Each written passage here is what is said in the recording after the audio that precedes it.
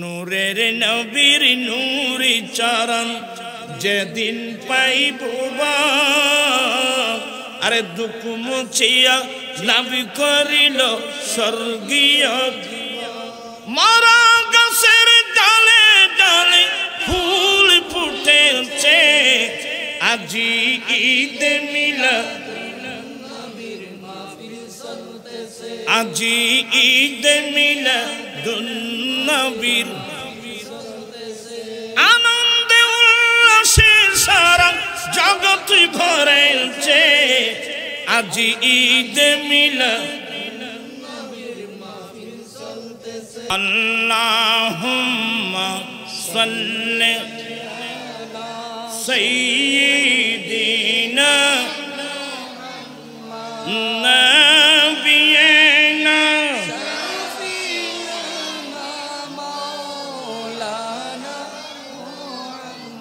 বন জঙ্গলা বাক হরিণে চিনিল দয়াল নবীকে হর মানব হয়ে চিনলি নারী দুঃখ রইল মনে। উম্মুল মুমিনিন আম্মি জানা আয়েশা সিদ্দিকা বর্ণনা করেন আল্লামা জালালউদ্দিন সুয়ুতি রাহমাতুল্লাহ আলাইহি তার বিখ্যাত কিতাব তারিখুল খুলাফার মধ্যে হাদিস নকল করেছেন।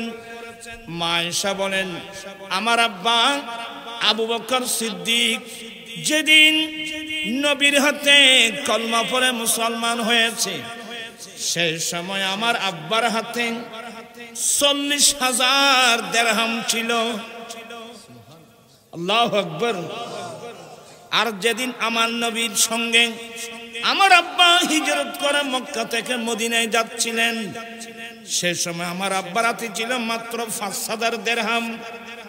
35,000 দিরহাম হিজরতের আগে আগে আমার আব্বা ইসলামের জন্য অসহায় কাঙ্গাল মুসলমানের জন্য দান করে দিয়েছেন। সবাই শুনুন, এখানেও তো অনেক বড় বড় পয়সাওয়ালা আছে, সবাই মন কান পেতে শুনুন। সিদ্দিক আকবর রাদিয়াল্লাহু তাআলা আনহু ওনার এই সমস্ত দৌলত গরিব মিসকিন কাঙ্গাল অসহায় মানুষ বলতে যারা ইসলাম ধর্ম গ্রহণ করেছিল ইসলামের প্রাথমিক যুগে অধিকাংশ মানুষ গরিব ছিল, অধিকাংশ মানুষ গরিব ছিল, যার কারণে মুষ্টিমেয় 2-1 মানুষ কোরবান করার সামর্থ্য ছিল।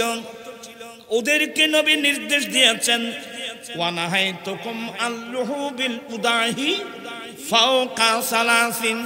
উম্মত অনেক দেরি হয়েছে, আমি তোমাদেরকে 3 দিনের চেয়ে অতিরিক্ত কুরবানির মাংস খাওয়া নিষেধ করেছিলাম। কি বুঝলেন? ইসলামের প্রাথমিক যুগে মুষ্টিমেয় কয়েকজন মানুষ কোরবানি দিলেও অধিকাংশ মানুষ গরিব ছিল। এই জন্য আমার নবী আইন করেছিলেন তোমরা কোরবানির মাংস খেতে পারবা মাত্র কয়দিন? 3 দিন।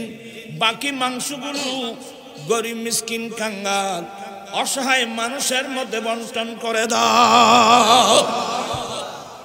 পরবর্তীতে যখন কোরবান করনেওয়ালার সংখ্যা বেড়ে গেল আমার রাসূল ঘোষণা দিলেন অনেক দেরি হয়েছে, আমি তোমাদেরকে 3 দিনের চেয়ে অতিরিক্ত কোরবানি মাংস খাওয়ার নিষেধ করেছিলাম, আজ থেকে সেই নিষেধাজ্ঞা উঠাই দিলাম। তোমরা যতদিন ইচ্ছা ততদিন খাও, আবার যতদিন ইচ্ছা ততদিন কাল মানে সাই গরুও যারাই ফ্রিজ ভরি ভরি আইবে গরিবুরও নদীবে সাই। খবরদার, আল্লাহ সবাইকে এগুলা বোঝার তৌফিক দান করো। আসলে কথার নাম লতা। ইসলামের প্রাথমিক যুগে অধিকাংশ মানুষ কি ছিল? গরিব ছিল। ঠিক একই কথা বাদশা নাজাশী আবু সুফিয়ান তো তখন আমার নবীর বিরুদ্ধে নেতৃত্ব দিচ্ছিল, হাবশ শহরে গিয়েছিল, বাদশা সাহেব আমাদের মক্কার কিছু দুষ্কৃতকারী আপনার দেশে এসে আশ্রয় নিয়েছে, আমাদের লোকগুলো আমাদেরকে হেনবার করেন। বাদশাহ নাজ্জাশী বলে তোমরা বলে দিয়ে দেব, আমি তো এদেরকে মানবিক কারণে আশ্রয় দিয়েছি, তুমি বললে দিয়ে দেব, এটা হতে পারে না। তাহলে আমি নবী সম্পর্কে প্রশ্ন করব, তুমি আমার সামনে দাঁড়াও, তোমরা কারা এর সঙ্গে আসছো, তোমরা পিছনে দাঁড়াও। আমি সেই নবী সম্পর্কে আবু সুফিয়ানের কাছে অনেক প্রশ্ন করব, সে যদি সত্য বলে তোমরা হ্যাঁ বলবা, মিথ্যা বলে প্রতিবাদ করবা। আবু সুফিয়ান বলছে আসলে আমি সেদিন মিথ্যা বলতাম, বাদশাহ যদি এই কাজটা না করতো। আমার ভাইয়েরা, বাদশাহ নাজ্জাশী আবু সুফিয়ানের কাছে প্রথম প্রশ্ন, আবু সুফিয়ান মক্কায় যিনি নবী দাবি করছেন ওনার বংশীয় অবস্থানটা কি? এক নম্বর বংশের পরিচয়, উনি বংশগত কেমন? আবু সুফিয়ান সেদিন অনেক কষ্ট হয়েছে বলতে, তারপরে তো বলতে বাধ্য হয়েছে হুয়া ফিনা যু নসবিন, উনি আমাদের মধ্যে উচ্চ বংশের মানুষ। কারণ নবী যিনি হবেন কোন বংশ থেকে হবে? কারণটা কি জানেন? কারণটা হলো আমার রাসূল তো ইমামুল আম্বিয়া, ওনার দুস্তুরুতি তো তৎকালীন যুগের ইহুদি নাসারা তালাশ করছিল, এখন তো নামদারি মুনাফিক মুসলমান নাই নবীর দুস্তুরুতি তালাশ করতেছে।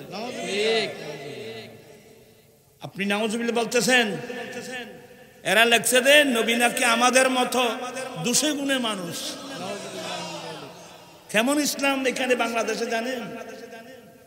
আমার নবী কি আমাদের মতো দোষে গুণে মানুষ? এটা কি ইসলামী দর্শন না এগুলো বিধর্মী দর্শন? এগুলো ইহুদি নাসারার স্বভাব। নবী থেকে ত্রুটি তালাশ করা এগুলো ইহুদিদের স্বভাব, এগুলো নাসারাদের স্বভাব। এখন এই যুগের নামদারি মুসলমানের মধ্যে এসে গেছে। আলহামদুলিল্লাহ, আহলুস সুন্নাত ওয়াল জামাত, আমরা গরিব হলেও আহলুস সুন্নাত ওয়াল জামাতের দর্শন এটা এমন দর্শন যে আমার নবীর মধ্যে, আমার নবী না, সমস্ত আম্বিয়া কিরাম নিষ্পাপ। কথা বলছেন না? আল্লাহু আকবার, আল্লাহু আকবার। ইয়া রাসূলুল্লাহ, ইয়া রাসূলুল্লাহ। সমস্ত আম্বিয়া কিরাম নিষ্পাপ, নিষ্কলঙ্ক। আর এখন আমাদের দেশে এমন ইসলাম আসছে নতুন নতুন যে না না, নবী আমাদের মতো একজন দোষে গুণে মানুষ। আচ্ছা, আমাদেরকে দোষে গুণে বলেন, দোষে গুণে, দোষ আগে, তাহলে বোঝা গেল গুণের চেয়ে আমাদের দোষ বেশি। কিন্তু আমার নবীর মধ্যেও কি আমাদের মতো দোষে গুণে মানুষ? কত বড় জালেম তোমরা, কত বড় জালেম! আমার নবীকে ত্রুটি বের করতেছ, নবী থেকে ত্রুটি দেখছো কোথায়? আর কিছু না বুঝে দেখলেও হাদিস পড়ছো? আমার নবী বলেন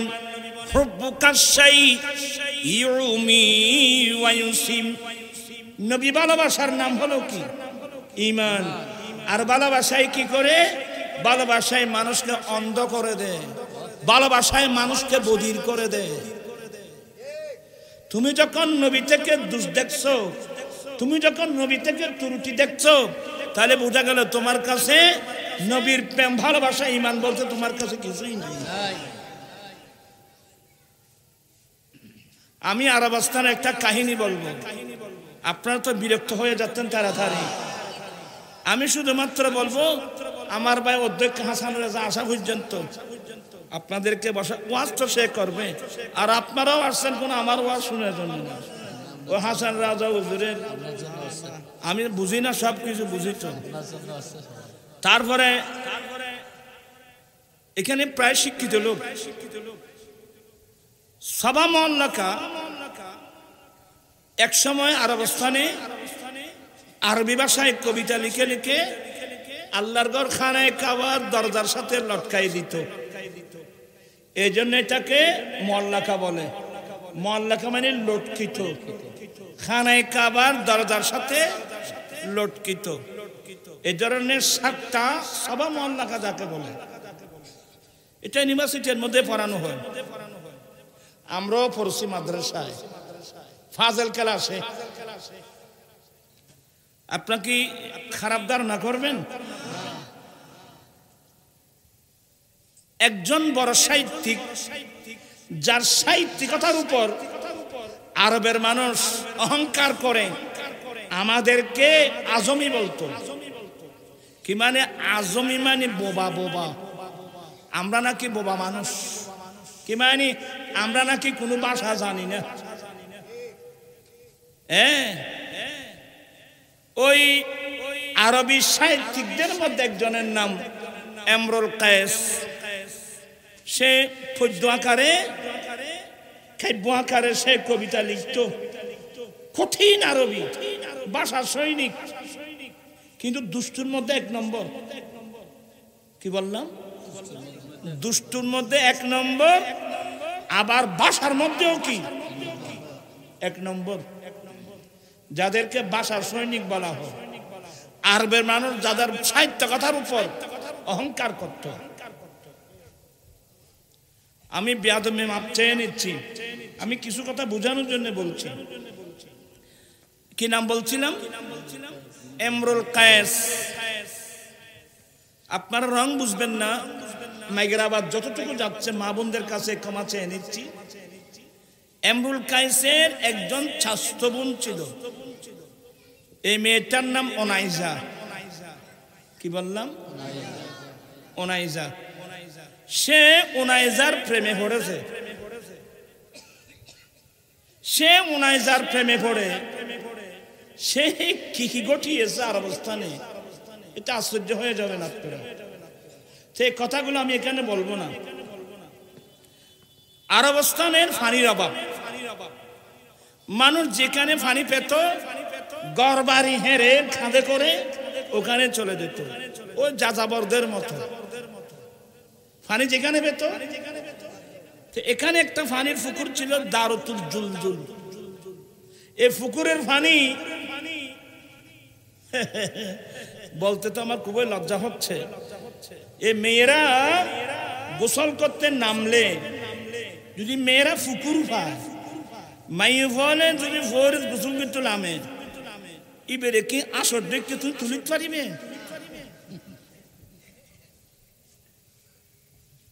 আপনার হাসবেন না, বুঝার বলছি। এরা বান্ধবী 2-4-5 জন এ দারাতুল জুলজুল পুকুরে নেমে গোসল করতে নেমেছে, কাপড় সুফর খুলে। তো ওরা এই ফুট মারামারি, খাতা মারামারি, মেয়েরা আর কি। তো ওই কি নাম বলছিলাম, ইমরুল কায়েস, সে উচ্ছেতে থাকতো এরা কখন গোসল করতে যাবে। তো ওরা যখন পানির মধ্যে খাতা মারামারির মধ্যে লিপ্ত, ওই ইমরুল কায়েস সুযোগ বুঝে তাদের কাপড়টা গাছের উপর নিয়ে বসে থাকতো। যাই এগুলো বলবো না, এগুলো অনেক দুষ্টামি, এগুলো বেশি খারাপ কথা, কিন্তু ভাষার মধ্যে মজবুত। এই ভাষা শেখানোর জন্য, এত খারাপ কথার সত্ত্বেও ভাষা শেখানোর জন্য এগুলো মাদ্রাসায় পড়ানো হয়। কথা বুঝছেন? তো এক সময় ওই দারাতুল জুলের ফানি যখন কি হয়ে গেল, শেষ হয়ে গেল, ওনাইজার পরিবারটা ওরা ঘর বাড়ি হেরে ওখান থেকে চলে যাচ্ছে। তো ইমরুল কায়েস বলে, হাইরে হাইরে হাইরে হাইরে, আমার বান্ধবী পরিবার তো চলে যাচ্ছে, আমি থাকবো কিভাবে? এটা তো এমন দুষ্টু, এটা হয়তো খুন্দি খুন্দি যাইব। তখন ওইখানে একটা হনজল বাগান। কোন বাগান? হনজল মানে বুঝো না, জাঁসলা গাছ। যে গাছের মধ্যে কি বেশি, জাঁস বেশি, সে ওই বাগানে গিয়ে দাঁড়িয়ে আছে। কিনলে ইটা হয় আর বান্ধবী যার গদি আর তো যদি খাদানি নোয়াই, এই জাঁসলা গাছের পাশে বইলি অটোমেটিক কেয়াই দেবে। এটা কত যার গদি কিনি পাইব। উগ্র মানুষের তো যদি খাদানি নোয়াই যায়, ই বেড়ে পেঁয়াজ কুটতে দিবে। ওইছে না মাথে কা বেড়ে পেঁয়াজ কুটতে দিবে। এটা হয় হনজল বাগানের একটু বাগানের ঝাঁসে আমার চোখে পানি পড়বে, কিন্তু আমার বান্ধবী মনে করবে যে আমি তার বিচ্ছেদে কাঁদতেছি। প্রেমে মানুষকে কোথায় নিয়ে যায় জানেন? আচ্ছা না, আপনারা বিরক্ত হয়ে যাচ্ছেন, আমি আর বলবো না। তো ওখানে যখন আসছে সে কাঁদতেছে, ই তখন এনে কাঁদের জন্য গাছে কাঁদের ইতি কাঁদে লা তাহালিক, ইতি ওখানে আরবি সাহিত্যিক বড় লা তাহালিক আসাউ ওয়াতাজাম্মালি।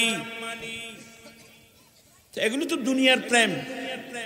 ইমাম আজম ইমাম আবু হানিফা মুসনাদে ইমাম আজমের মধ্যে হাদিস আনছেন, হুব্বুকা শাই ইউমি ওয়া ইউসিন, ভালোবাসায় মানুষকে অন্ধ করে দে, ভালোবাসায় মানুষকে বধির করে দে।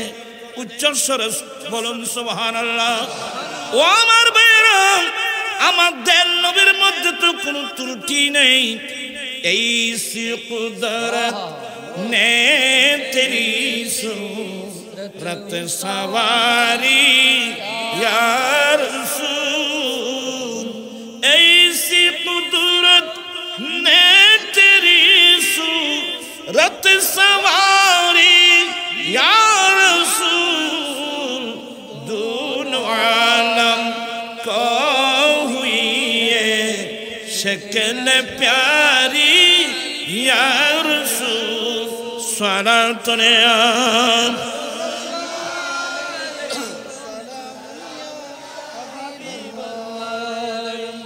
सरताब कदम है तने सुल्तान ज़मन, फूल लब फूल दहन फूल ज़कन, फूली बदन फूल।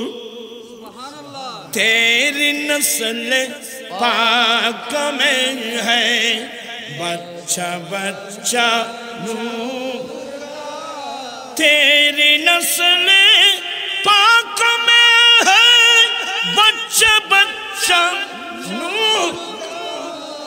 अरे नूरुद्दीन दूना तेरा दी दान सदका नूर का, सुबह तैबा में हुई बटता।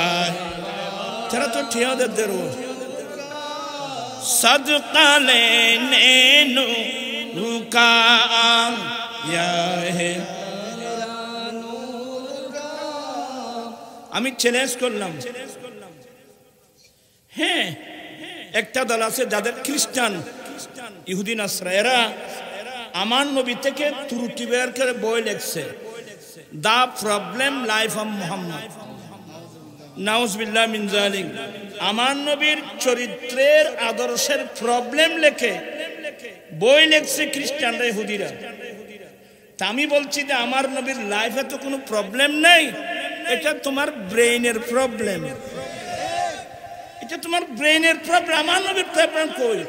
বরং আমার নবী এমন এক ব্যক্তি যার লাইফের মধ্যে সারা কিয়ামত পর্যন্ত আনে বলে মানুষের ব্যক্তিগত জীবনের সমস্যা, পারিবারিক জীবনের সমস্যা, রাষ্ট্রীয় জীবনের সমস্যা, পৃথিবীর মানুষের যত সমস্যা, সমস্ত সমস্যার সমাধানে আছে আমার রাসূলের লাইফের মধ্যে।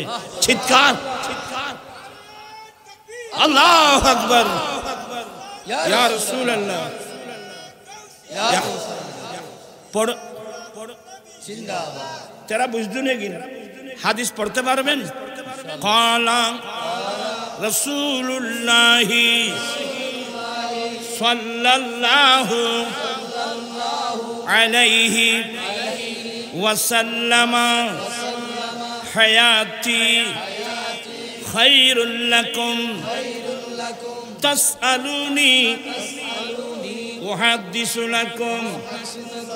আমার দয়াল নবী বলেন, হে আমার উম্মত, আমি নবীর লাইফ, আমি নবীর জীবন তোমাদের জন্য সবচেয়ে উত্তম। কারণ তোমরা যে কোনো সমস্যা নিয়ে আমার কাছে আসবে, আমি যথাযথ হাদিস বর্ণনা করে দেব। সমাধান করে দেব। শুধু আমার জীবন না, ওয়া মামাতি খায়রুল লাকুম, আমি নবী ইন্তেকাল করে মদিনার রওজায়ে পাকে যাব। আমি নবীর ইন্তেকাল এটাও তোমাদের জন্য উত্তম। কিরে কিরে খড়ে দেখছো দেন বাদে আই হাসান আসছি না তুই বেড়ে আনা চলে বার কিনে নিয়ে খানা বের না খাবাই বের শরীর যে মোড়ো খানা খাবার একটু সমস্যা বের কেন খানা খাইতে মানা করো মানা করবো। আল্লাহুম্মা সাইয়্যিদিনা নাবিয়িনা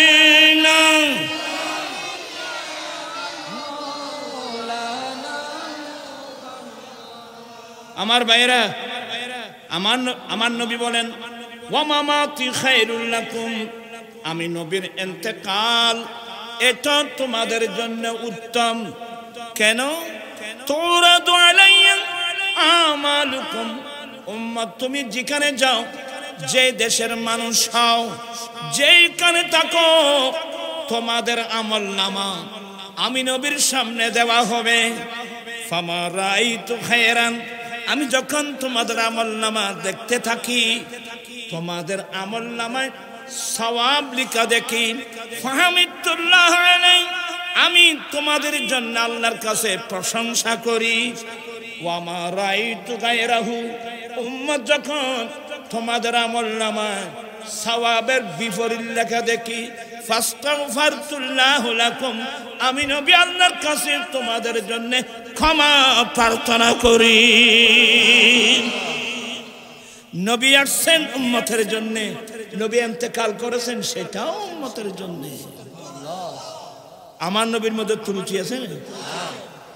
আর তুমি তো ত্রুটি বের করছো না।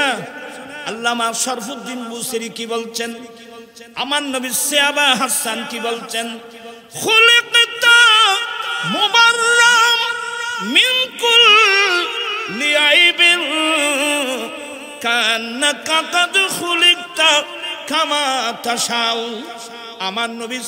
আমার নবীর নাত খান, আমার নবীর শায়ের কবি, যিনি নবীর কলমা পড়ার আগে আগে কবিতা বৃত্তি করে করে আমার নবীর ত্রুটি বের করত।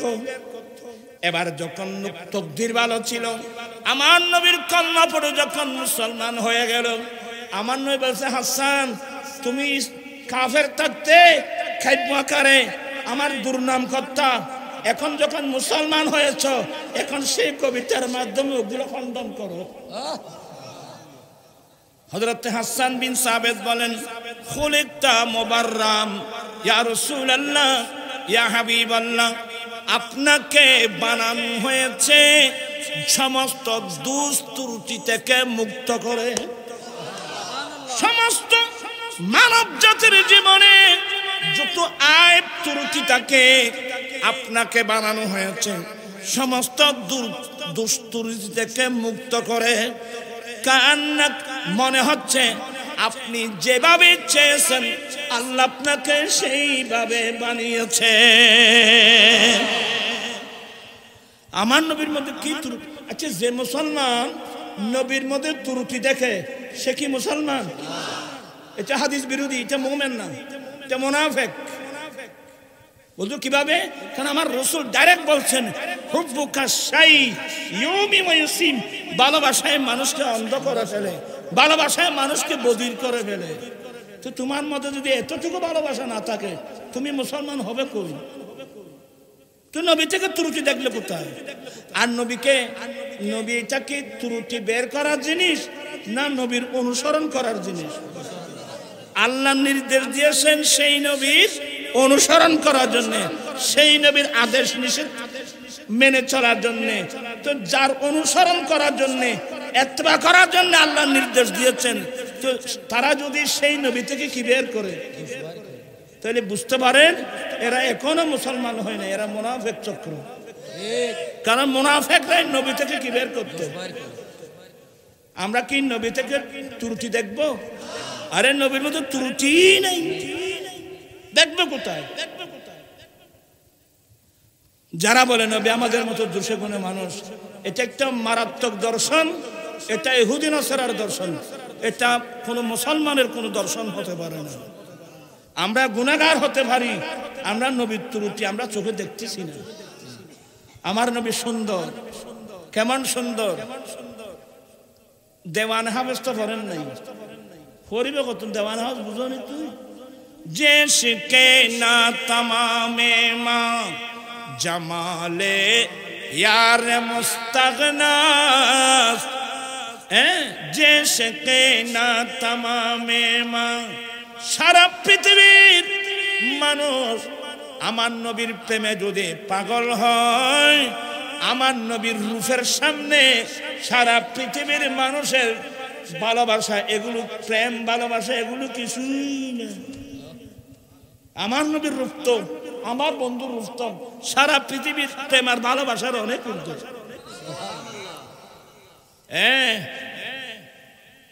যেই নবীর অনুসরণ করে সিদ্দিক আকবর হয়েছেন, ফারুক আজম হয়েছেন, ওসমান জিন্নুরান হয়েছেন, মাওলা আলী শেরে খুদা হয়েছেন, ইমাম হাসান হুসেন হয়েছেন, ইমাম আবু হানিফা হয়েছেন, গৌসুল আজম হয়েছে, ইমাম শাফি হয়েছেন, ইমাম বুখারী মুসলিম জগৎ বাসা বাসা মুহাদ্দিস হয়েছে, মুফতি হয়েছে, ওলি হয়েছে।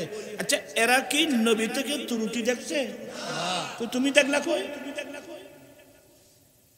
তোদের বেটারের কথা বলে কানাইয়ে পেছে তো করতুন।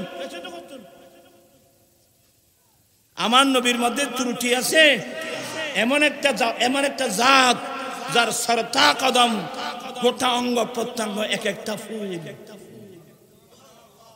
আরে বাবা, যার ফাসরাব পরিষ্কার, যার ফাসরাব দিয়ে শুধু মেশকাম্বর খুঁজবে বের হয়, যার ফায়খানা মুবারক, যার ফাসরাব মুবারক, যার ঘাম মুবারক, তুমি তার থেকে দোষ দেখলা কই?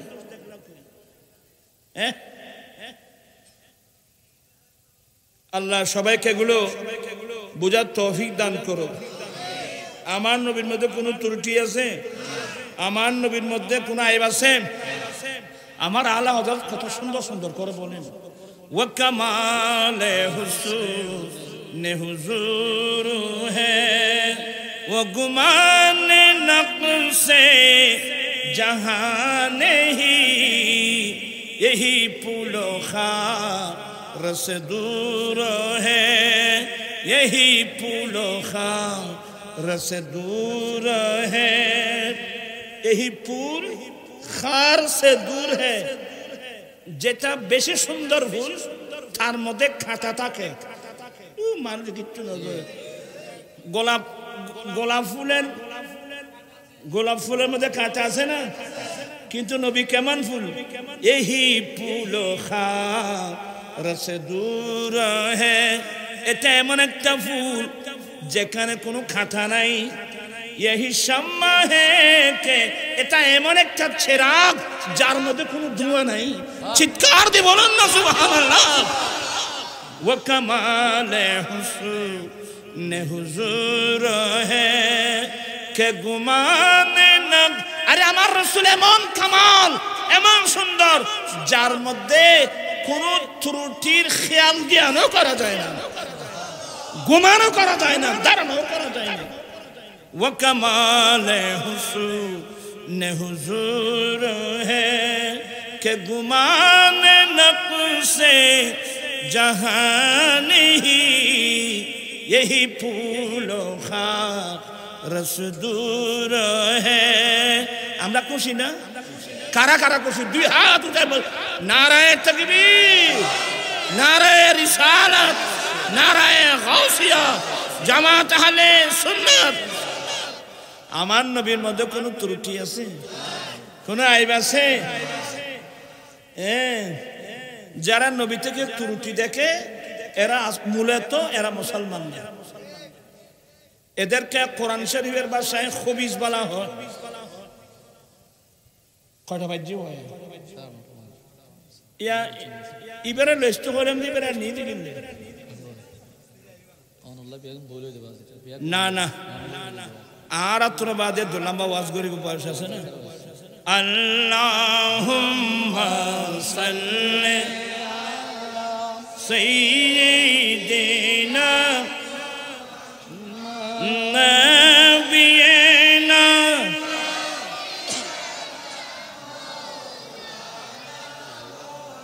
আল্লাহ তুমি দয়া করো নসিব করো হরে নবীজিকে না দেখাইয়া কবর দেশে নিও না আল্লাহ সাইয়্যিদিনা নাবিয়িনা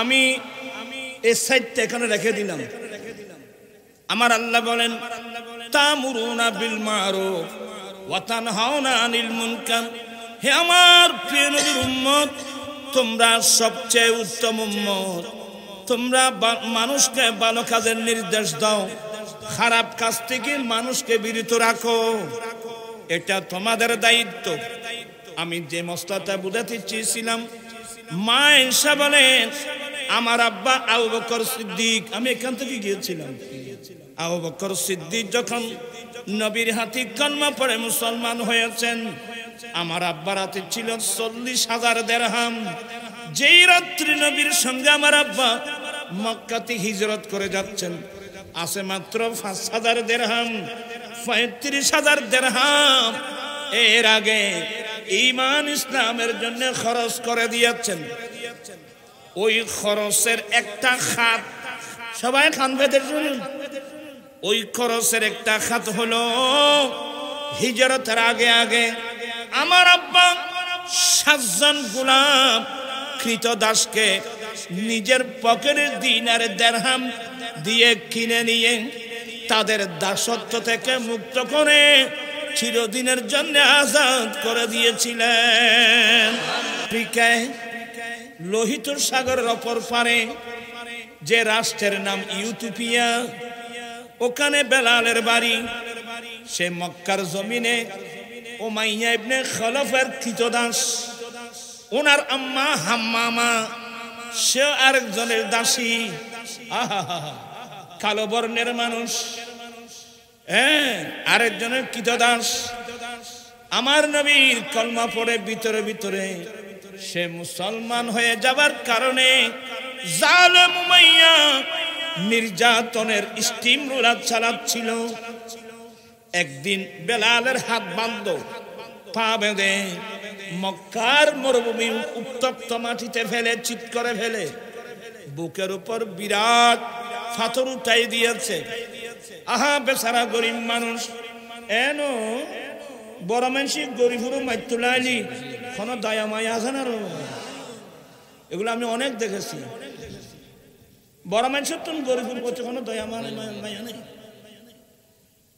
এই জালেম উমাইয়া বেলালকে এমন নির্যাতন শুরু করলো বেলাল বলেন আহাদ আহাদ আল্লাহ এক আল্লাহ এক আমার নবী পার্শ্ব দিয়ে যাচ্ছিলেন করুণ সুর যখন নবীর কান মোবারক আসলো নবুয়তের চেহারা উঠায় দেখলেন বেলালের করুণ অবস্থা আমার নবী বলে দিলেন আহাদুন ইউনজিকা এ বেলাল তুমি যে আল্লাহকে বলছো সে আল্লাহ তোমাকে জালেমের জুলুম থেকে অল্প সময়ের মধ্যে মুক্ত করবে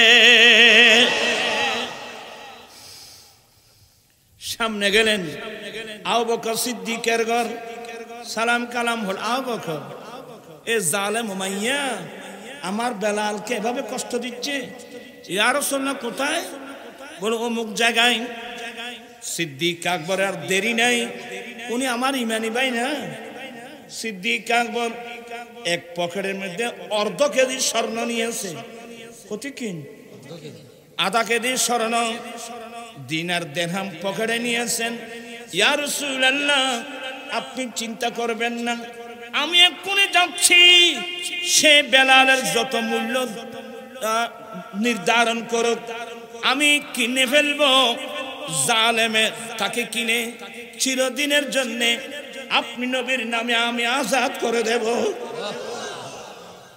যাবেন? আপনার ভাই জেলে ভরসে গিয়েছেন। মানুষ দাবি করা সহজ, মানবতা কই? একজন মানুষ বিপদে পড়ছে, দেখতে গেছেন? তাকে কোনো হেল্প করছেন? এমনি ওয়াজ শুনে লাভটা কি? সিদ্দিক আকবর গিয়েছেন, এই উমাইয়া, আরে বেচারা গরিব মানুষ, সেভাবে কে তার উপর নির্যাতন করছিস? বলে আবু বকর, তোমরাই তাকে নষ্ট করছো। সে আমার সুতামদিহি গোলাম ছিল, সে আমার গোলাম, সে মুহাম্মদের কলমা পড়ছে। আরে পাগল, সে মুহাম্মদের কলমা পড়ছে, তুই এভাবে নির্যাতন করে মেরে ফেললেও সে তো তোর দিকে ফিরে আসবে না, তোর লাভটা কি? বলে লাভ তো কিছু নাই। বলে আমার কাছে বিক্রি করে দে, কিছু দিনার দেরহাম হলো পাবি। নিজের পকেটের, আচ্ছা ফকরের টিয়াজিম বের করে কিনে নিচ্ছে। এগুলো কি বেলালের মা ফাটিয়েছিল? বেলালের বাবা ফাটিয়েছিল? আচ্ছা বেলাল কোন সময় আবু বকর সিদ্দিকের উপকার করেছেন, আজকে বেলালের বিপদে সেই উপকারের প্রতিদান দিচ্ছেন এভাবে? না না, আহা, একমাত্র আল্লাহকে খুশি করার জন্য। এই শিক্ষাগুলো আমাদের মধ্যে আছে? এই শিক্ষাগুলো নাই। বিলাল সিদ্দিক আকবর কিনে নিচ্ছেন। এই মুহূর্তের মধ্যে আমার দয়াল নবী এসে গেলেন। তা আল্লামা জালালউদ্দিন রুমি রহমাতুল্লাহ আলাইহি গোটা ঘটনা তাক খাইব আকারে মুসনবিতে বলছেন, মুস্তাফা গুফতাশ কে ইকবাল জো দর খরিদান মিশাওয়া মামবাজ তু। আমার নবী বলেন, এ আবু বকর কি করছো? নবী গো বেলালকে কিনে নিচ্ছি। আমার দয়াল নবী বলেন, এই আবু বকর, বেলালকে তুমি এককভাবে ক্রয় করো না। বেলালকে ক্রয় করার মধ্যে আমি নবীকেও তোমার সঙ্গে অংশীদার করে না। আল্লাহু আকবার। তো ওই সিদ্দিক আকবর বলছেন, গুফতে মাদু বন্দগানে কোয়ে তু করদামাস জাদে হামবার রুয়ে তু। ইয়া রাসূলুল্লাহ, বেলাল এবং আমি আবু বকর, আমরা দুজনেই তো আপনি নবীর গোলাম। নবী গো, বেলালকে আমি কিনে নিচ্ছি আমার গোলাম বানাবার জন্য নয়, এ জালেম উমাইয়ার দাসত্ব থেকে মুক্ত করবার জন্য আমি কিনে নিচ্ছি। কিনে নেওয়ার পরে আমি সিদ্দিক আকবর বেলালকে চিরদিনের জন্য আপনি নবীর নামের উপর আমি আজাদ করে দেব। আচ্ছা, এই গুণটা কি আমাদের মধ্যে আছে?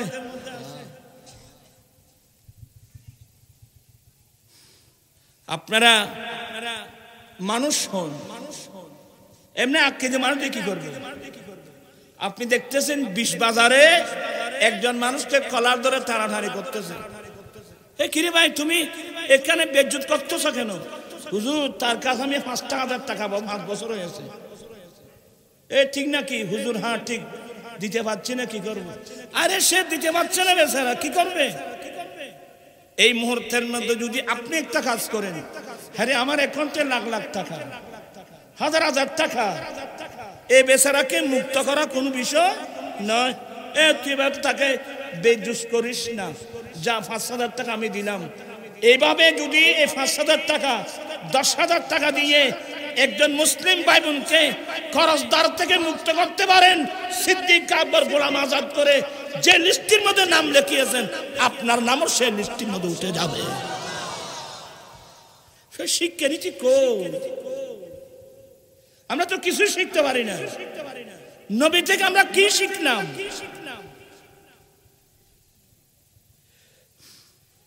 আজকে যদি আমরা ওই আগে বলছিলাম, এই বিপদগামী মহিলারা এনজিও সংস্থা থেকে, গ্রামীণ ব্যাংক থেকে সুদের উপর টাকা এনে যে অপরাধী, আমরা সবাই একে অপরাধী। আমরা যদি নবীর নির্দেশ মোতাবেক, মনে করেন আমার পাড়ার মধ্যে 10 জন 20 জন গরিব মেয়ে আছে, ধরে নেম আমার পাড়ার মধ্যে কজন গরিব মেয়ে? 20 জন আছে। আমার ব্যাংকে 10 লাখ টাকা 5 লাখ টাকা আছে। যাও, আমি 1 লক্ষ টাকা দিয়ে আমার পাড়ার 20 জন মেয়েকে আমি 5,000 টাকা করে অনুদান দেব। আরেকজনে 5,000 টাকা করে অনুদান দিল। এই সিস্টেম যদি চালু থাকতো, খোদার কসম আমাদের মুসলিম পাড়ার মেয়ে কোনোদিন গ্রামীণ ব্যাংকে গিয়ে এনজিও সংস্থার কাছে গিয়ে এই লাঞ্ছনার শিকার কোনোদিন হতো না। ঠিক কিনা ভাইয়েরা আমার? এই জন্য বললাম, আপনার টাকাগুলো কি করবেন? এই টাকাগুলো কি জন্য?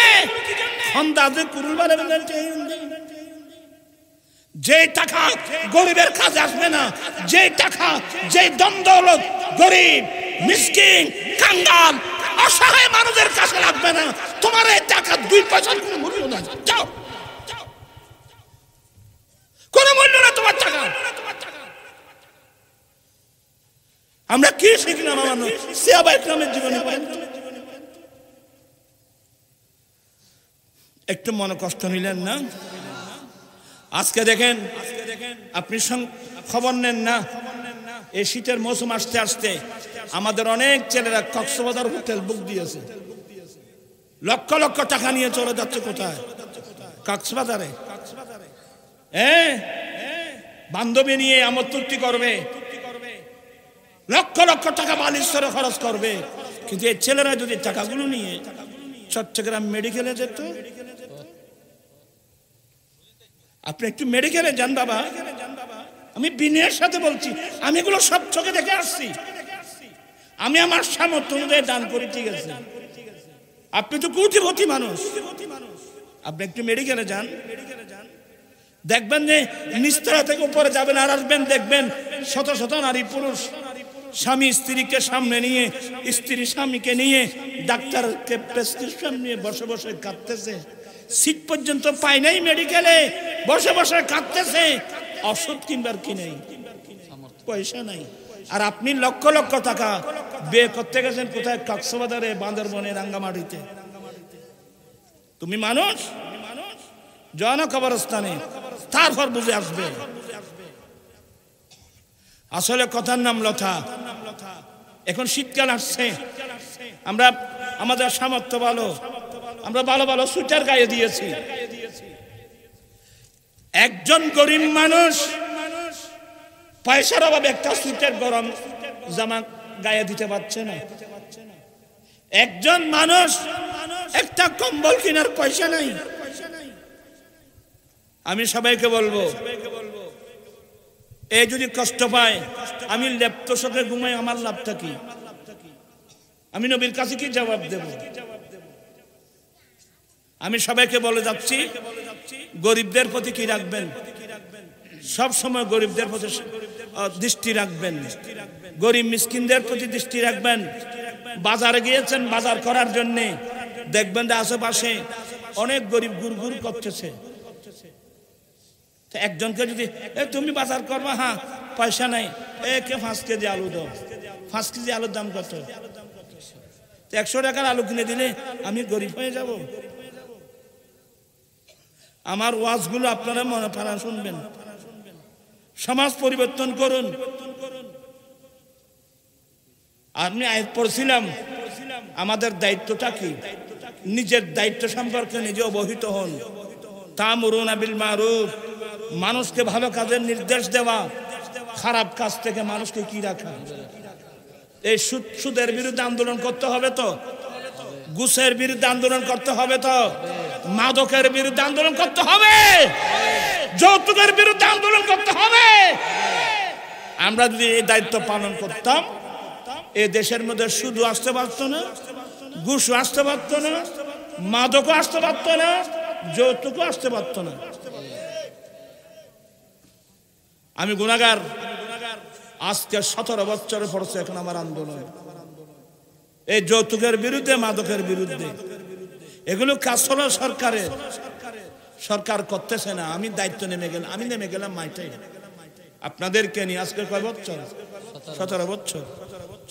আগামী 25 তারিখ ডিসেম্বরের 25 তারিখ এই ফটিয়া হাই স্কুল মাঠে আমার আঞ্জুমানের উদ্যোগে যৌতুক ও মাদক বিরোধী মহাসমাবেশ যাওয়ার দরকার আছে? কথা বলছেন, যাওয়ার দরকার আছে। আমি আপনাদেরকে ওই দিনই বলেছিলাম, আজকেও বলে যাচ্ছি, আপনারা একটু কষ্ট করে লালি ওই যে কোথায় ফটিয়া হাই স্কুল মাঠে আসবেন। হ্যাঁ, আমরা আপ্রাণ চেষ্টা করব, আমরা চেষ্টা করে যাব এই যৌতুক মাদক থেকে সমাজকে মুক্ত করার জন্য।